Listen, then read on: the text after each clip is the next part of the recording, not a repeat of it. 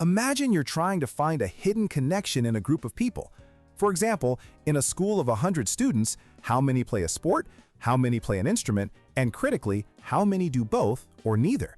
You could sketch a Venn diagram, but when data gets complex, there's a far superior tool, the two-way table. Think of it as a simple but powerful grid. The rows represent one variable, like plays instrument, yes, no. The columns represent another, like plays sport, yes, no. Where a row and column meet is a cell, capturing a specific overlap, like students who play both a sport and an instrument. But the real magic lies in the totals.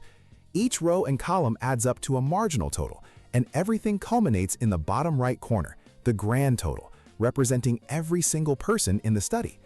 This structure turns data analysis into a logic puzzle. If you know just a few key numbers, you can use simple addition and subtraction to solve for all the missing pieces. For instance, if 100 people were surveyed, 60 were female and 40 liked coffee, and we know 30 females liked coffee, we can deduce everything else. The grand total is 100. If 60 are female, 40 must be male. If the coffee total is 40 and 30 are female, then 10 must be male coffee drinkers. Every piece locks into place. Once the table is complete, calculating probabilities becomes effortless. The chance that a randomly chosen person is a male who likes coffee. Just look at that cell's value, 10, and divide it by the grand total of 100. That's a 10% probability. This clarity is why two-way tables are vital in fields from market research to medical trials.